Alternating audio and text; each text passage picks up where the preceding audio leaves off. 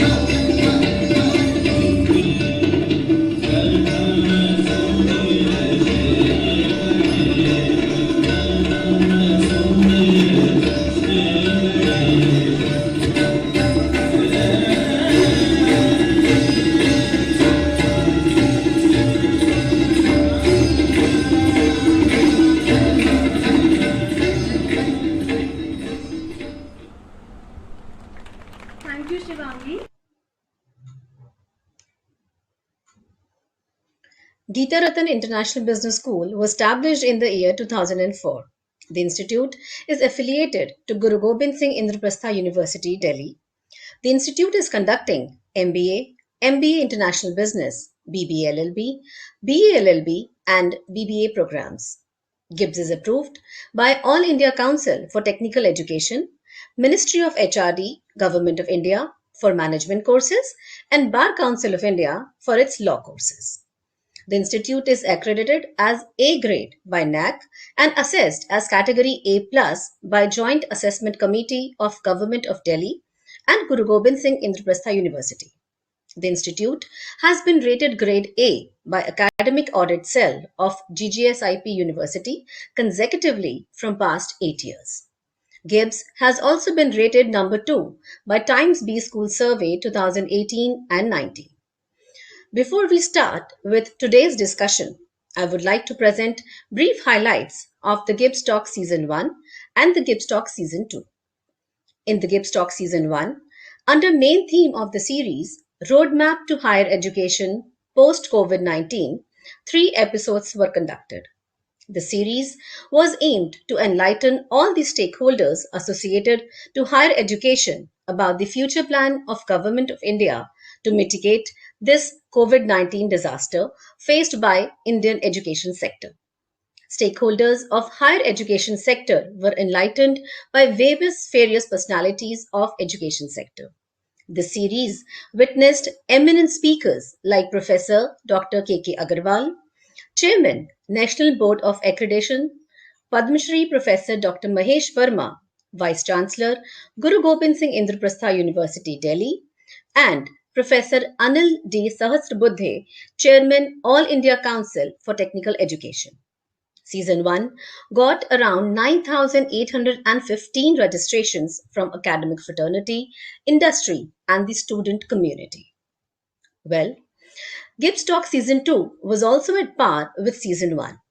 Under main theme of the series, post-pandemic market mandate, the series was aimed at bringing the best of corporate world and give a novel dimension to COVID-19 and use this pandemic as a productive period. The series also witnessed eminent speakers like Mr. Chandrasekhan Chenyappan, Senior Director HR, Vatswa, Mr. Kenneth Jesilan, Associate Vice President HR, TCS, and Mr. Daniel Jacob, Vice President HR, EC Group International. The season 2 was well received and got 11,151 registrations.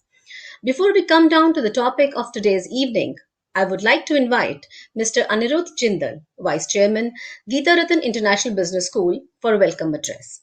Sir, please. Thank you so much, Pooja. A very good evening to all of you. It is my great pleasure to welcome Mr. Ashish Chandra, CEO and MD of Bharti Airtel Sri Lanka, and all the participants in the GIBS Talks Season 3. Being today the Founders' Day of Geeta Ratan Group, this day is more closer to the whole Geeta Ratan Parivar. During the pandemic times, students, teachers, parents, business professionals, executives, and many more are in dilemma about the future. To unearth those answers of the questions roaming around the mind of many people, GIBS conceptualized the Web Talk series entitled as GIBS Talks. Since then, we have successfully organized two series by the name GIBS Talks Season 1 and Season 2, where we were fortunate enough to have great academic experts and industry stalwarts. On this platform, we have been inviting great personalities to deliver their views on different themes and also answers questions raised by the attendees. I am really glad to share that everyone appreciated the efforts that our institution has made, and we are in the right place and at the right time.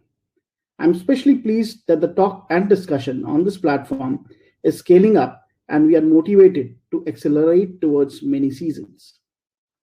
GIBS has created a platform once again in the form of GIBS Talk Season 3 with series of episodes to enlighten youth on current employment scenario. We are working hard connecting young minds to strive towards success and achievement by gaining insight on various fronts.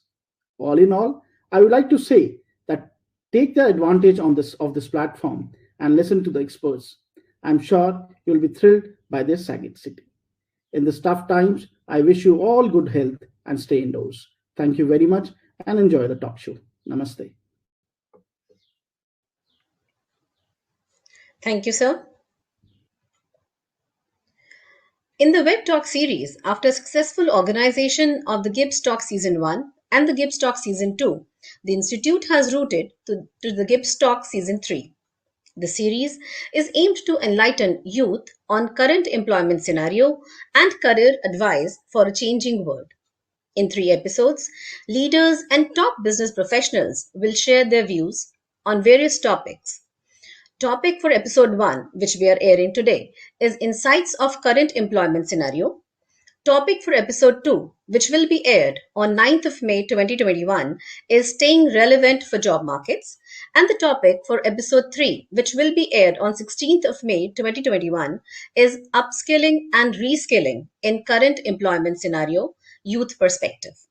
Experts will share their recovering insights, which are beneficial to youth as well as executives facing disruptions. Industry leaders will carve up their opinion on changing employment scenario, how to survive, and the solutions available. To share the recovering insights which are beneficial to youth as well as business executives, we have with us Mr. Ashish Chandra, Chief Executive Officer and Managing Director, Bharti Airtel Sri Lanka. In this role, Mr. Ashish has the mandate to accelerate Airtel's growth in the Sri Lankan market by leveraging best in class network technologies and innovative digital platforms. Mr. Ashish brings with him over 2 decades of rich experience in the Indian telecommunications industry. In the past, he has worked in various leadership roles with Indian top communications. Prior to joining Airtel Sri Lanka, he was the business head and chief executive officer for the states of Uttar Pradesh and Uttarakhand for Vodafone Idea Limited. He has a degree in mechanical engineering from Malviya National Institute of Technology. He did his master's in business administration from Podar Institute of Management. He has also attended leadership programs at IMD Business School, Lausanne, Indian Institute of Management, Ahmedabad, and Indian School of Business, Hyderabad. He is an experienced chief executive officer with a demonstrated history of working across spectrum of telecommunication industry, skilled in business operations, revenue and profit and loss management, sales and marketing, product operations, brand management, business planning and strategy, retail and e-commerce, and enterprise large account handling. We welcome you, sir, in this talk show. Sir, we are extremely privileged and thankful to you and feeling thrilled to get you in the first episode of the GIBS Talk Season 3. Now, without taking much time, I would like to Thank invite you. Mr. Ashish to please enlighten us with his words of wisdom. Sir, please. Thank you very much. Just wanted to check, am I audible and am I visible to all of you? Yes, sir, you're audible and visible both. So thank you very much. Thank you very much to the GIBS for giving me this opportunity to talk to the young minds of India and the people who are going to shape the Indian economy in the future.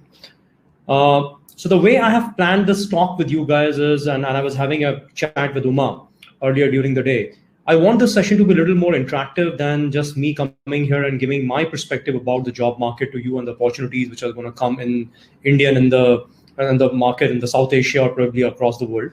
I would like this session to be more interactive. So the way I have requested Uma to do this is I'm going to talk about 10 to 15 minutes talking about the overall perspective that I bring about how the industry is moving, and especially with the COVID times around how the world has changed and especially the job markets, and keeping in mind the young budding professionals and entrepreneurs which would be coming out of this college and the people who are listening to us.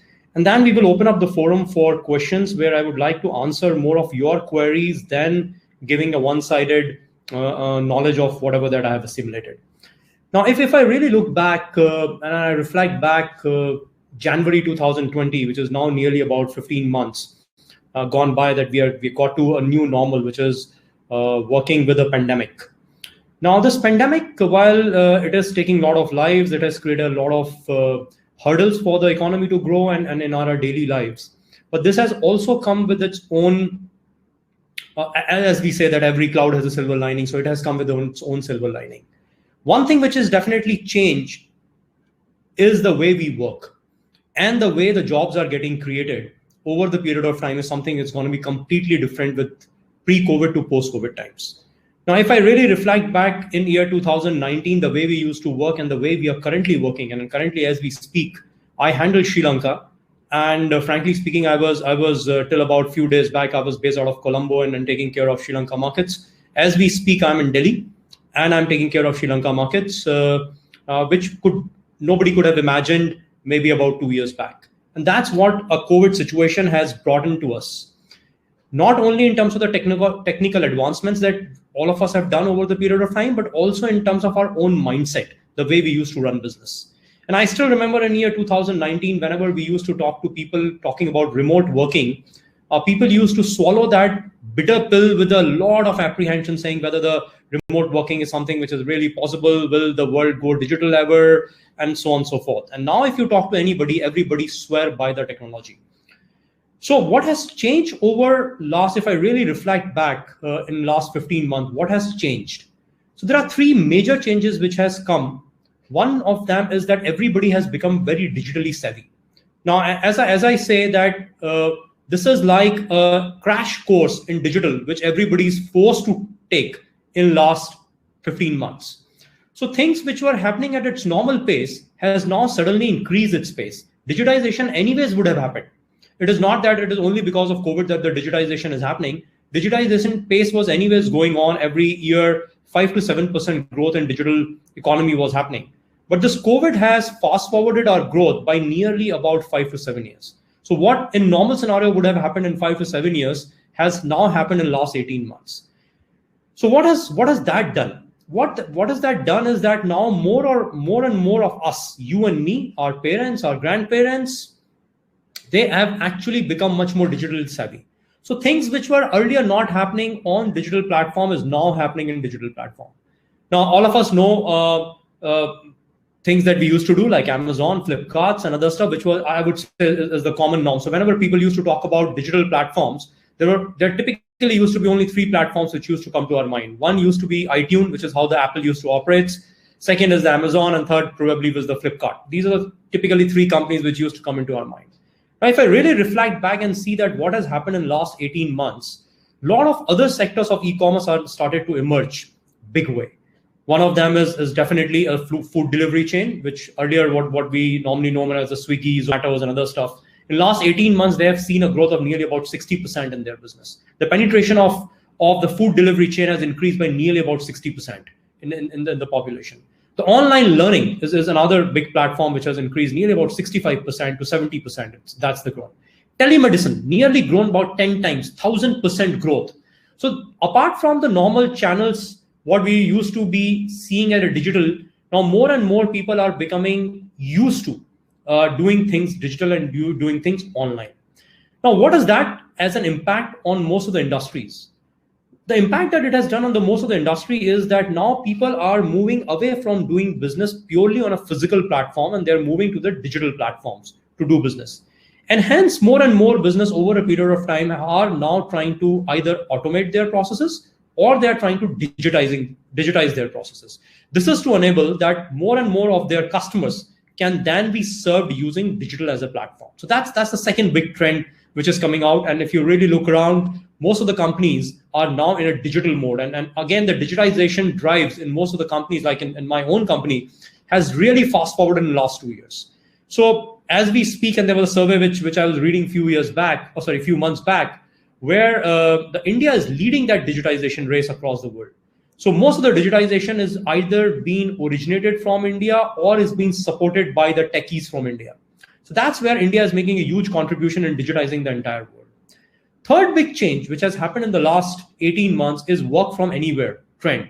Is it become prevalent? And not only it has become prevalent, it has also become an acceptable norm by the corporate to work. I still remember till about 18 months back, whenever I used to tell my leadership team that they should allow their people to work from home and why people need to come to office, everybody used to raise eyebrows. And now when I ask the reverse question, why don't people come to office, they raise an eyebrow. So that's a kind of complete shift which has happened in the last 18 months, which has brought in the change in the mindset. Now, how the work from home has changed the way the world has changed, because the work from home is actually changing the entire economy the way it used to be run.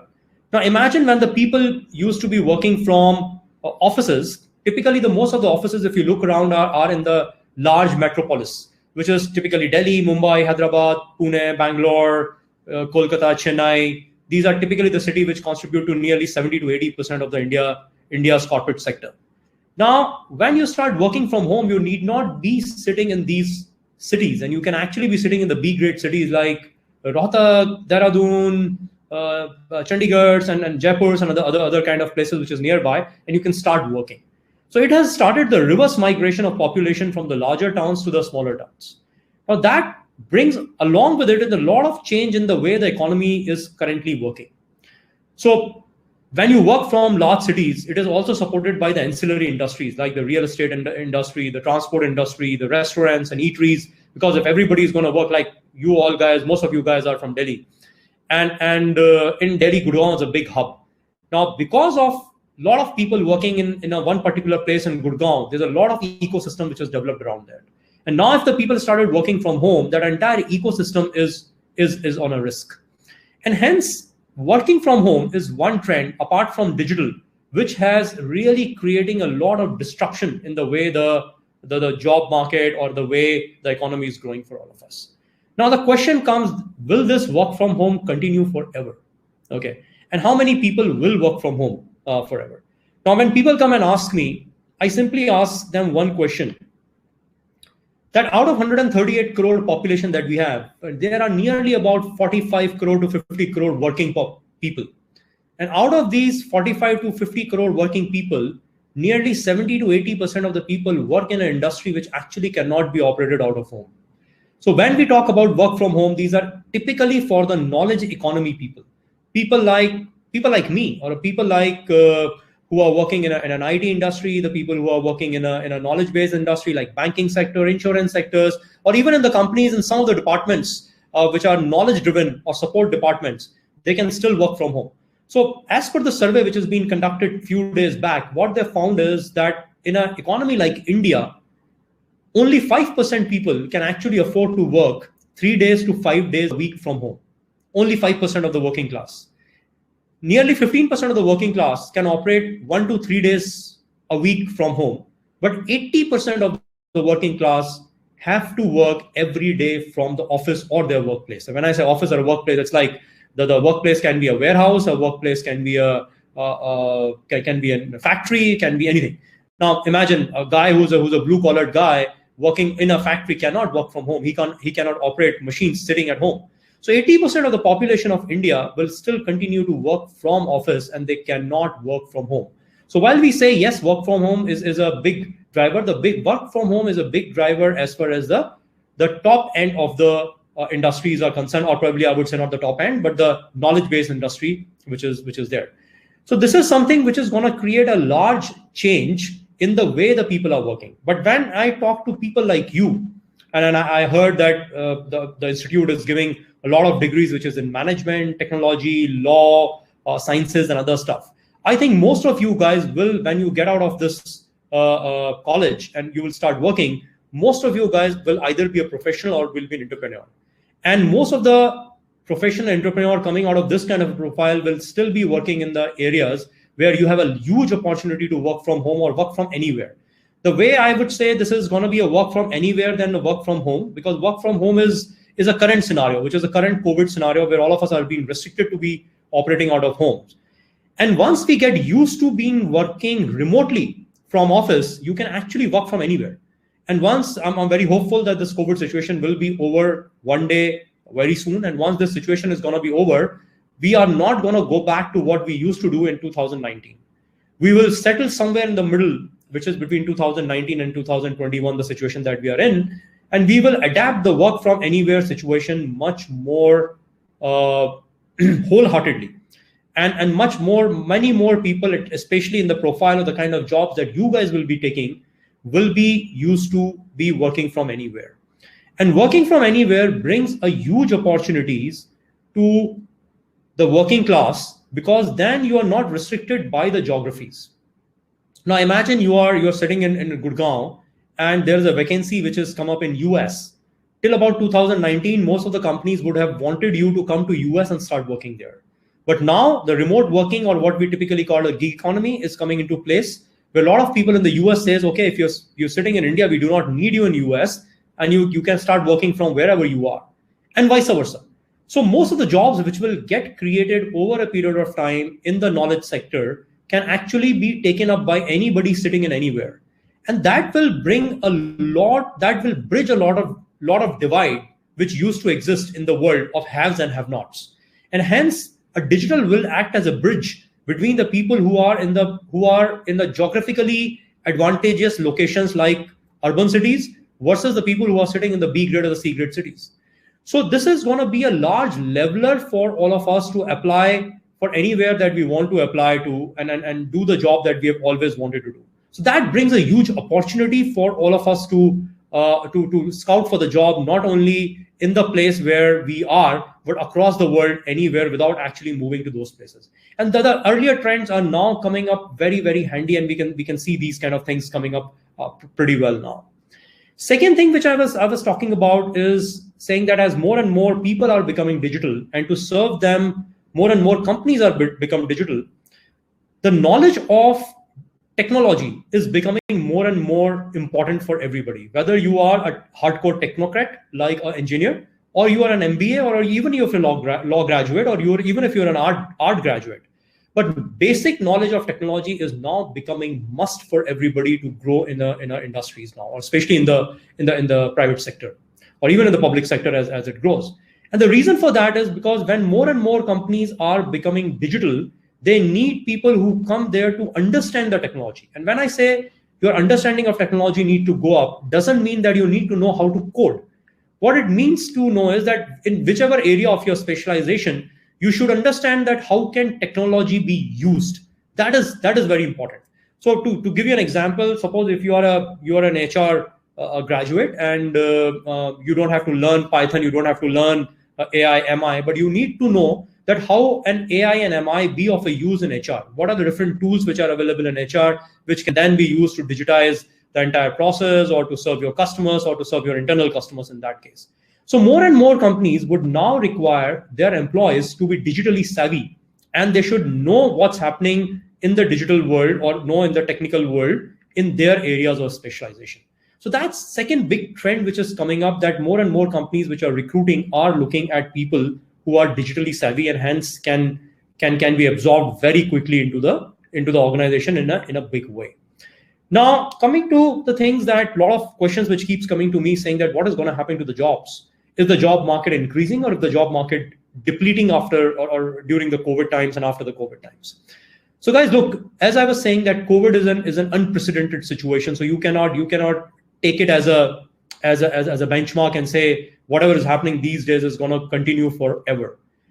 However, this will have a lasting impact on the way the work will be done in future. But as we speak, yes, there are dearth of jobs in the market, because a lot of industries are deeply impacted. The industries like hospitality industry, industries like travel industries, real estate industries. And the conundrum in these days is that none of the industry is independent on its own. So if the hospitality industry is impacted, the ancillary industries which are dependent on hospitality industry will get impacted. If they get impacted, their ancillary industry will get impacted. So the world is now connected, and the industries are now connected. If one industry is impacted, the other industry will get impacted, and so on and so forth. The rolling cycle will start. So currently, because of the lot of industries are getting impacted, there is really a dearth of jobs, new jobs opening up in the market. But this scenario is not going to remain forever, because we have seen, and especially I've seen in other South Asian market, which were a little lesser impacted than India with the COVID, because to give you an example, in Sri Lanka, the initial lockdown was only for about 2 months. And as soon as the 2 months period was over and the lockdown opened up, the entire industry again start flourishing, people start recruiting, the job market started pulling up pretty well. And this is what I'm expecting, that in the other areas also, as and when the COVID will become a new normal, or we are able to find a way to live with this for some time, the job industry market will start coming up. But however, the nature of the jobs will change. And that is what all of us should be very aware of. Because as I was telling you, more and more companies, so if the digitization rates of the company pre-COVID was about 35%, we're already sitting at about 60-65% digitization in most of the companies. And by the time this COVID is going to be over, I believe that most of the companies, or the larger companies, will at least be 70 to 75% digitized. So the kind of jobs which used to exist in 2018 and 19 versus what is going to happen in 2022 and 23 will be very different. And again, I was listening to Amitabh Kant a few days back, trying to listen to what kind of jobs are getting created and what kind of jobs are we looking at. So what clearly emerges is that nearly about what estimates is that we will lose about nearly 8.5 crore jobs because of automation and digitalization. But same automation and digitalization will create 9.7 crores new jobs. So what it's saying is that while, yes, there will be a few kind of jobs which will become redundant, and these are typically the jobs which are manual jobs or lower cognitive jobs. things which are repetitive, things which does not require human skills, things which does not require very high level of communication and the stuff will start to get automated. And that's where the people who are working in that particular sector, departments, roles will be reduced, and that's where the loss of job will happen. But on the similar scale, or probably at a larger scale, the new jobs will get created, which will be on the AI, MI, automations, thinking, creative thinkings, and other stuff will start coming in. So the kind of jobs which are lower end manual jobs, repetitive jobs are going to get lesser. The jobs like managing, advising, decision making, reasoning, communicating, interacting with the employees, and all these things will start coming, or a higher level thinking, what we typically call as, will come more in demand. And as we typically say, the STEM jobs, the science, technology, engineering, and mathematics kind of jobs will grow more. And hence, I think you guys are pretty much in a right environment at this particular time, because most of your jobs are gonna be in the higher skill or higher cognitive skill sectors, which is going to grow, and the jobs there are going to grow. It's a matter of time, whether it's going to happen 3 months down the line, 6 months down the line, it's only a matter of time. So just keep a faith that the job market is going to grow as soon as this COVID economy or COVID situation is going to be over, and more jobs will come your way. The only thing that you need to be prepared is that whatever time that you are getting sitting at home or wherever you are you upskilling yourself to be ready for the new kinds of job which is going to come in the newer scenario. So that's what the current job market scenario is, how I look at. And now I would like to open up the floor for you guys to ask questions, so I can answer your specific question in case I have not answered them already. I agree to whatever all you said, sir, and it was really very, very interesting, and we feel enlightened with the ray which you have shown to us through this session. We sense courage that this darkness will be dispersed very soon and we will get the spark in our professional careers. To start with the question and answer session, I want to inform that we have received more than 1,500 questions as submitted by different stakeholders at the time of their registration. Okay. I also believe that all the attendees would like to hear their questions answered by sir, but due to paucity of time, we are placing the best questions before Mr. Ashish Chandra to get them clarified. So let's take up the first question. Sir, the question is from Mr. Sahil Gulati. He's an executive in Google. He wants to know, his question is, do you think India's job creation is not keeping pace with new addition to the people who are seeking jobs? So Sahil, I would answer this question in two ways. If you talk about the number of jobs that we are creating versus the kind of job seeking people are, I would say we are pretty much the same in last 5 years. There's no change which has happened. Our unemployment rate or employment rate remains the same. But the bigger challenge that India faces currently is the quality of jobs that we are creating. We are still creating a job which are on the lower end of the pyramid of quality of jobs. And I think that's where the focus of the current corporate sector and the government is saying that how can we create the jobs which are at a high end jobs, or more of a cognitive job which can add more value to the country or to the GDP of the country. And that is the biggest challenge that I think country is facing. But I think one good thing that has happened over a period of time, and I consider self-employment also as a job. There's a lot of opportunity of self-employment which has got created in last a decade or so. I still remember 10 years back, it was very difficult to start up your own business because all these digital platforms, incubators, the government support and the private support was not existing at that particular time. And if I really look around, and I travel a lot around in the South Asia and talk to a lot of South Asian leaders, I think India is doing a fantastic job. This kind of an ecosystem which exists in India, which is giving a support to the young budding entrepreneurs, is probably at par or probably the best in the world. The kind of support in probably a decade's time will become the startup capital of the world. And that also is a job creation which is happening. So I'm very hopeful that over a period of time, and I think the company that you work with, you should be really proud of that they're doing a lot of things towards this. And I think over a period of time, this is going to pick up and more jobs are going to get created into the startup sector. and more job shifts will happen from a non-core or non-technology sector to a technology sector as far as India is concerned, because India's largest capital is the human capital. Right. I agree, sir. Yes, definitely.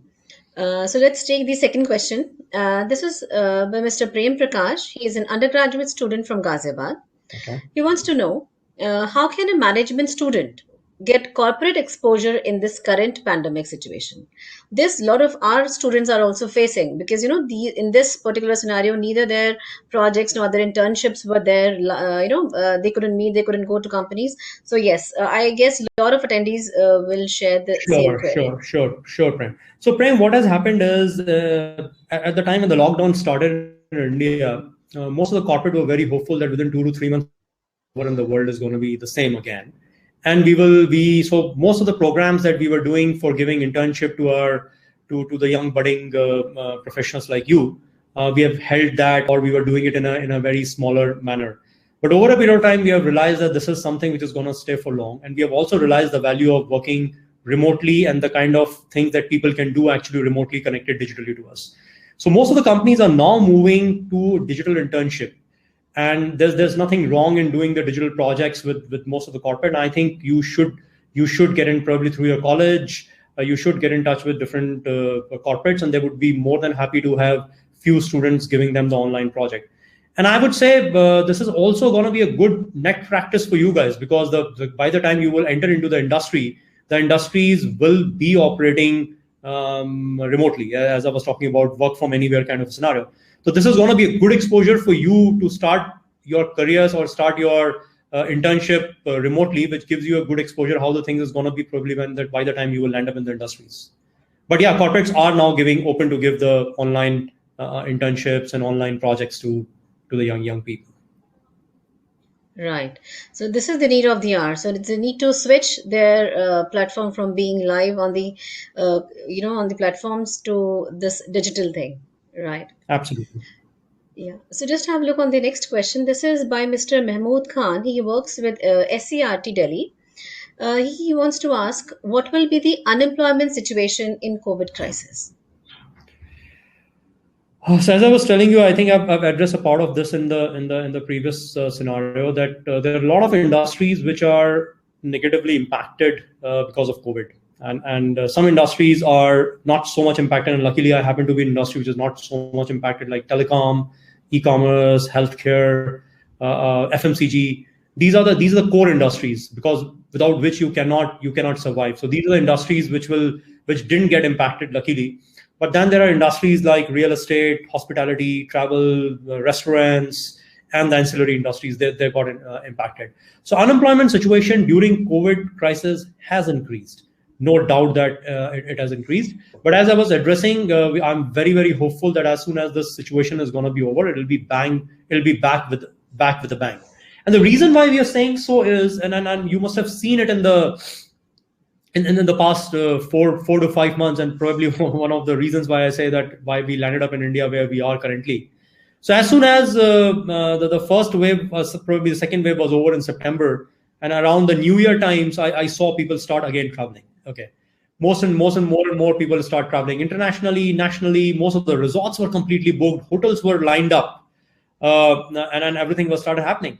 So this was only the news that the vaccine is coming. At that particular time, we didn't even have the vaccine, and we were just out of our first COVID or the second COVID wave at that particular time, and we landed up this situation, which clearly shows that there is a demand for every industry which is there. And as soon as this COVID situation is going to be over, the industries are going to bounce back.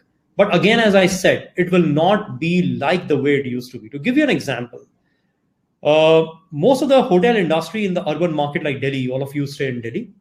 Most of the corporate sectors, for doing their meeting, they used to invite people into the urban areas. So like for most of the meetings that we used to happen, so wherever we used to be, we used to come to Delhi and we used to attend our corporate, because most of the corporate offices would be in these 8 or 9 towns that we talked about. So most of the corporate meetings used to be in the main towns, and entire hotel industry used to actually be dependent on the corporate travelers. Okay. Now, over a period of time, once this COVID situation is going to be over, people by then would realize that you do not have to invite everybody to their corporate office to do the meetings. Now the meetings can actually happen remotely. And hence this entire industry will not maybe come back into the urban markets. But more and more people have now realized the value of life and value of quality of life. And as soon as this COVID break, which happened, I would say that between the wave 1 and wave 2, we saw the resort industry really boom. Okay. Because more and more people wanted to get out, more and more people wanted to go into the nature, more and more people want to. So while the overall industry, if you look at, really bounced back, but it bounced back with a very different configurations. So when the new jobs are going to be created, once this COVID situation is going to be over, the configuration of the jobs will be different compared to what it used to be before we got into the lockdown. But employment situation will definitely improve once the COVID is going to be a little more controlled, or probably once we will learn to live with this kind of situation. This employment situation is going to be better. Right. We need to be hopeful. That's the only thing we are left right now. Absolutely. Right? Yeah. Okay. So let's take the next question, sir.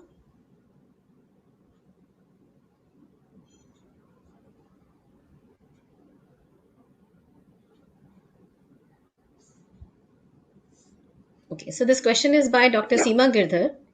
She's an associate professor with college GNIM. Dr. Seema wants to ask what all management professionals can do in order to become employable. So as I was telling you, again, the skill sets which will be required or are required are changing a little bit compared to what they used to be. So the companies are now valuing a few more things, little more than what they used to be before COVID situation. And one of them is as I was telling you, and I can't harp more, is the tech, whichever area that you are in. So you're an HR person, or you're a finance person, or you're a marketing person, and management, any management stream you are in, you need to understand how the technology will impact your area of profession, and you need to be aware about that. Whether you know coding or you don't know coding actually doesn't make a difference, but you need to be aware how the technology can be of use. That's one. Second thing, what brings is the cognitive skills. So how much good a thinker you are also will make a lot of difference, because now more and more thinking skills are required. And when I say thinking skills also comes with the social skills and communication skills. They will also become very, very important, because when you operate remotely from each other, what you miss is a physical connect.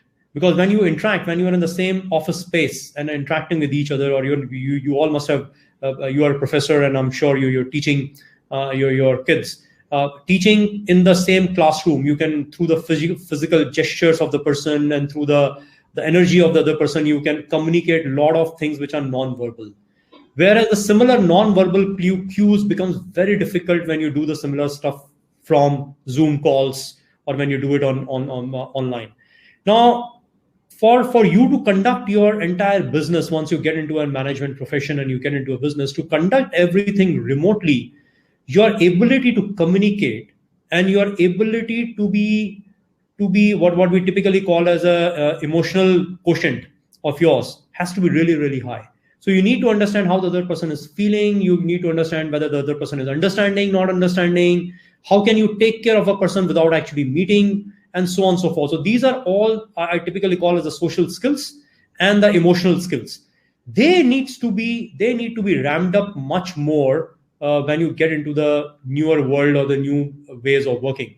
So I think those are the areas that the new management professionals, the people who are coming out of, should focus a little bit more, apart from whatever that you guys are doing, and you're pretty much fine. Because I would say the new generation of management professional, you're pretty much advantaged compared to the existing working class.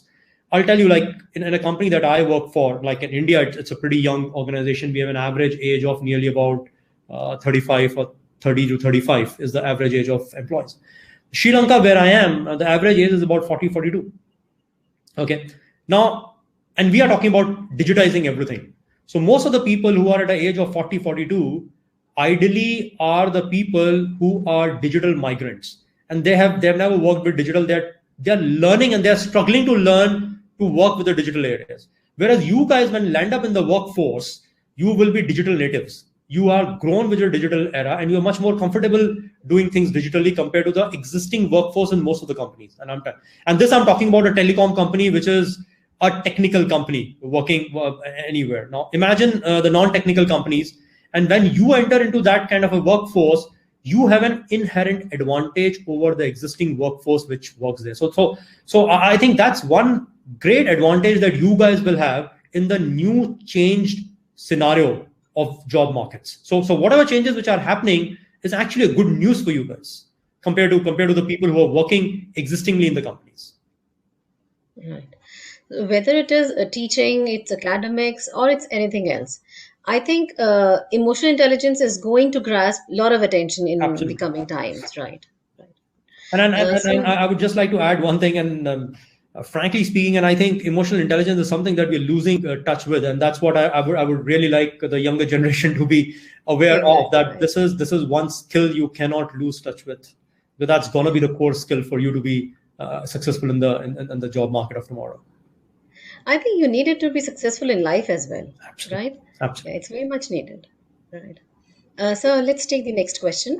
It is by Mr. Rahul. He's a student from Doon Business School. He says that as many people lost their jobs in this pandemic, do we have enough opportunities to grab on? Can you elaborate, sir, what kind of opportunities we as a fresher have during this period?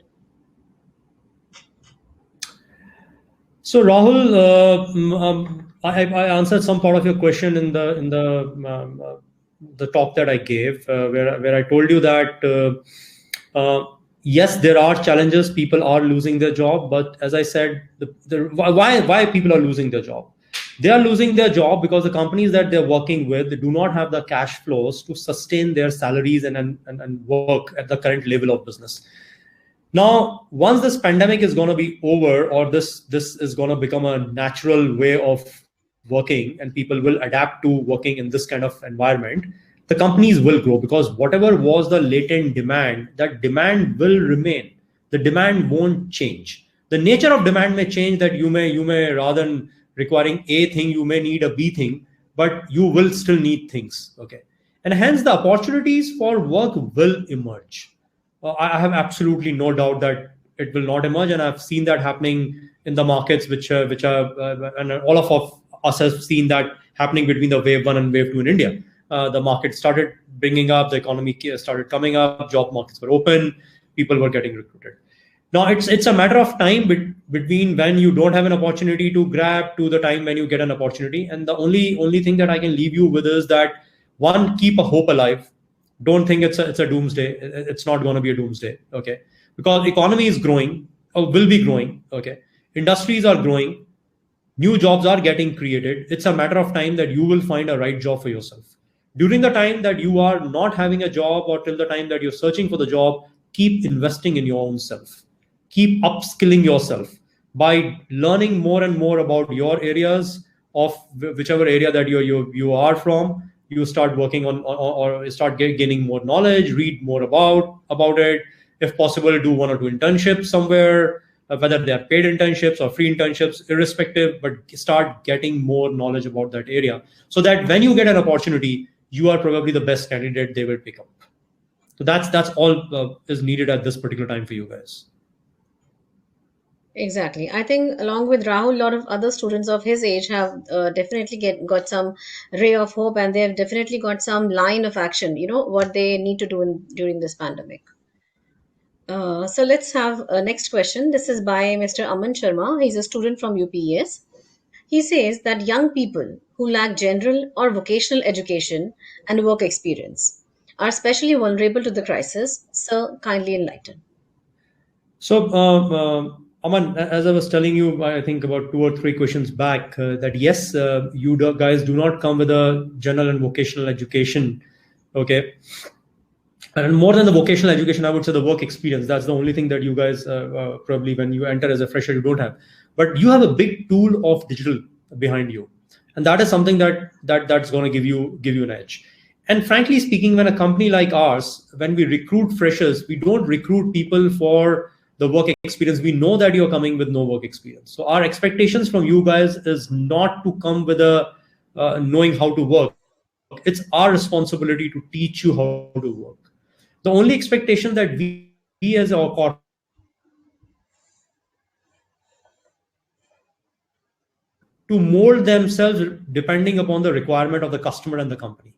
So if you come with an open, flexible mind, learning agility, saying I'm ready to do any kind of a job which is in my line of work, and you have a passion to do something good for yourself and for the company is ready to take you and to groom you to do whatever that you're required to do. So don't worry about those kind of things which is going to come up. And as I was telling you, as a more and more new economy is coming up and more businesses getting created into the startup worlds or in the digital world, nobody has an experience, Aman, in that area.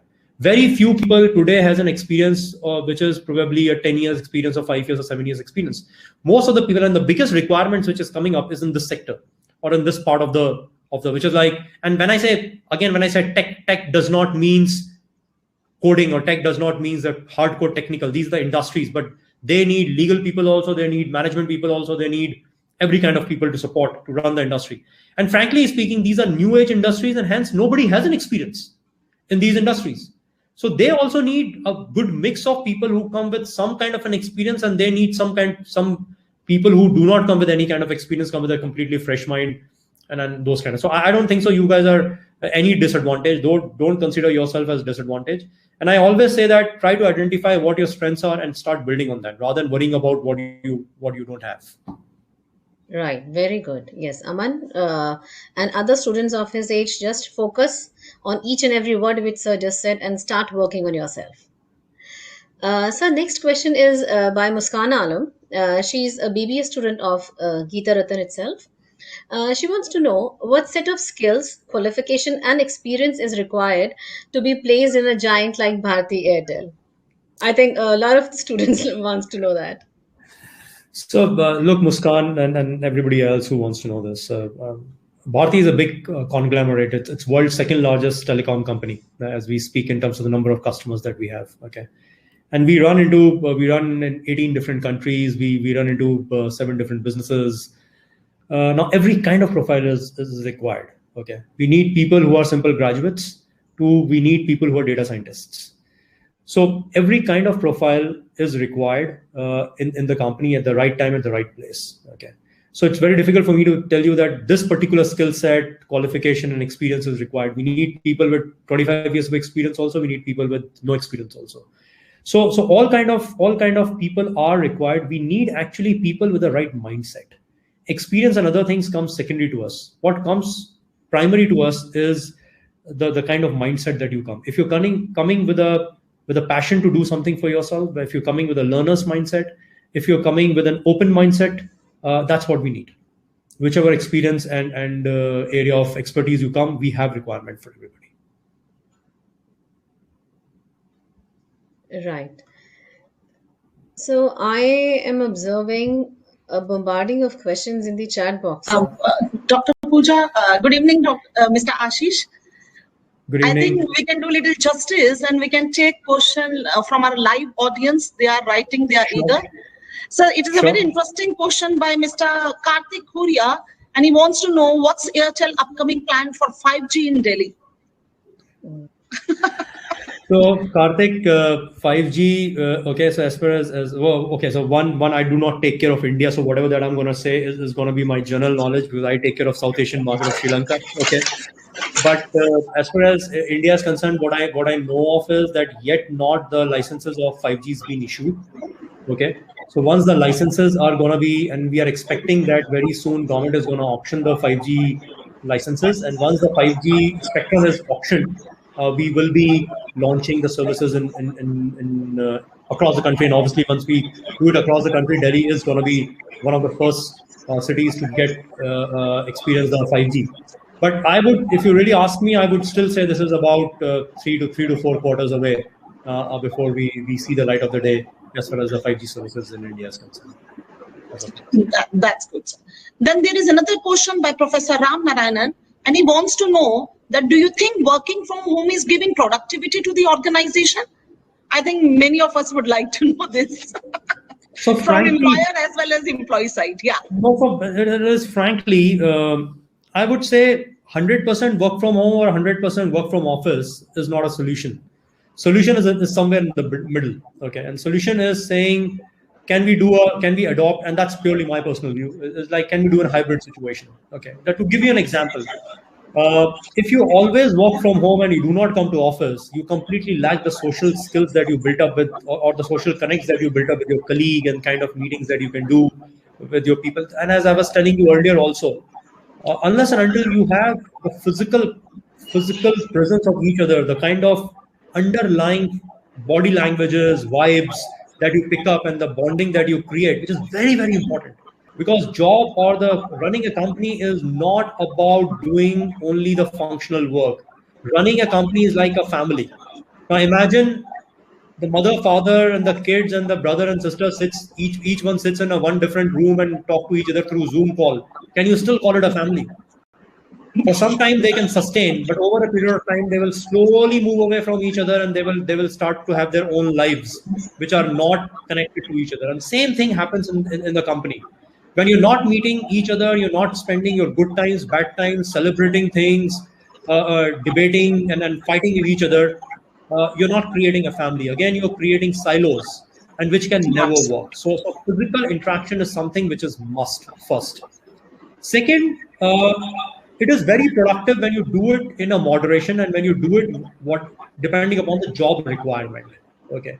Now there could be a person who's a sales guy, and he's supposed to go to the customer's premise to do an installation of a particular thing. That cannot be done remotely. It has to be done physically. Somebody has to carry an equipment and go there. So there are few jobs which can never be work from home, and hence some jobs will continue to be work from the field or work from offices. And to support them, you will need people. Okay, so not everything. So first is, not everything can be work from home. That can only be a typical IT scenario, which is purely when you're outsourcing something. Something can be done, which is not more than 1% of the Indian job market. 99% cannot be 100% work from home. That is. Second thing is, how is it advantageous is like, I keep giving example, like in a place like Delhi, when I used to travel from my home to my office, it used to take me 1 hour in the morning and used to take about 90 minutes coming back. So I'm actually wasting about 2.5 hours of my productive time traveling and doing nothing. Now, out of 3 days, if I decide that out of these 5 days I will work 2 days from work from home, I'll be able to utilize 5 hours a week more productively. Whether I spend that 5 hours at work or I spend that 5 hours with my family, I'll at least be using it more productively than spending it on the roads of Delhi. Okay. Similarly, many more such cases which could come, and application would come. I would say it gives a lot of flexibility to people, and we have seen that. And both of you are the two professors that I see on the screen are ladies, and especially for the women. It's apart from being the manager in the organization, they're also mothers and wives and caretaker of the families. Now, at times, very difficult for them to manage kids, and especially the females with the young kids. Okay, it's very difficult to manage. Now, when you allow them to start work from home and allow them the flexi time, that whatever time has been allowed, they can actually adjust their work days and work hours depending upon the work hours and work days of their kids. Okay, and they can be much more productive during the time that is there, and much more worryless while they're working. So there are a lot of such applications of work from home or flexi hours which are now coming to fore, and I think this will give a lot of flexibility to a lot of class of working class to make it go better. And that's what currently the corporate sector is looking at, saying how can the work from home, or I would say flexi working, can now be adopted when this so-called COVID situation is going to be over in the next few days. How can we land back not to what we used to be, but to a much better working base?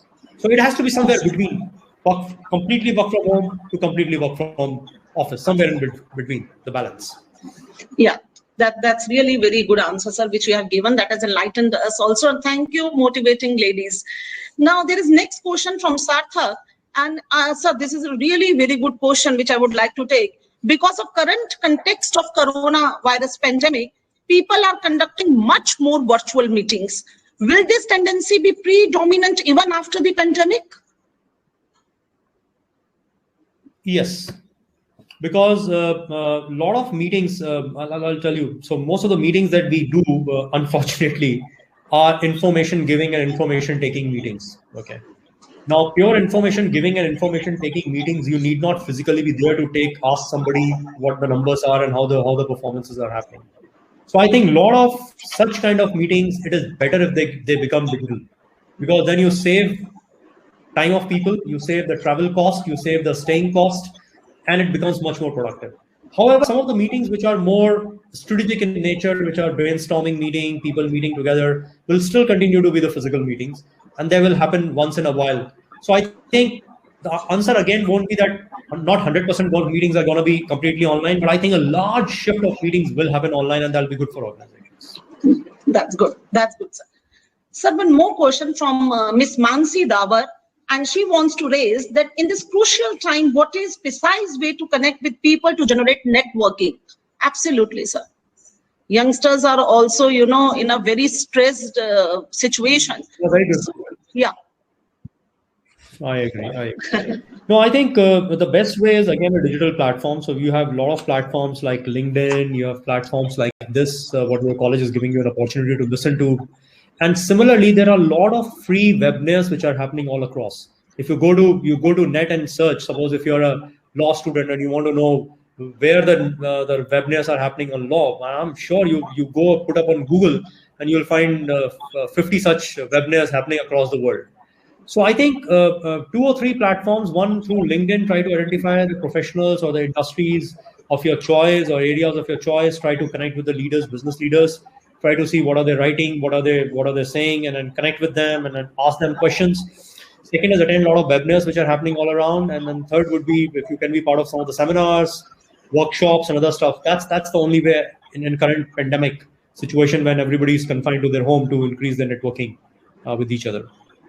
So this question is from my side, being a professor of marketing, to enlighten my student when they raise this question. It can be live case study, I would say. Recently, it was in news that Bharti Airtel has increased its market share and brand loyalty. Sir, I really want to know what strategies you use to increase brand loyalty, because sometimes it is very difficult for students to explain me in the class how to measure brand loyalty. Yeah.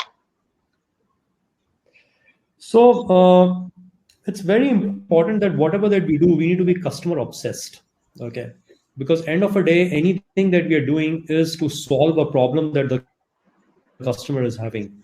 That's the reason why we exist. And what I typically say is, what is business? Business is solving a problem for somebody else. And if you want to increase your brand loyalty and you want to gain your market share, you need to solve the problem the best. And that's when the customer will come to you if you can solve this problem. So the problem that Bharti Airtel is solving is connecting people to the world and connecting them to each other. And I think we are the one who are solving it in a better manner than anybody else. Being honest, truthful, and obsessed. Obsessed is the word that I use typically in defining our customer obsession or our customer centricity. Where everything that we do, our intent is that we should be serving the customer in the best possible manner. And that is what creates a brand loyalty. Brand loyalty is nothing but when you keep repeating, keep getting the good service, which is beyond your expectations, then that is when the brand loyalty comes into the picture. That's what we typically keep doing. So anything that you look around, as far as we are concerned, we try to keep customer in our focus, whether it is reducing our customer complaints, whether it is giving the best value that we can give to them for the money that they're doing, or giving them the biggest bouquet of services, or be the first one to launch any kind of new service which the world is launching so that we are the first one to bring it to them. Anything that we're doing it for our customers.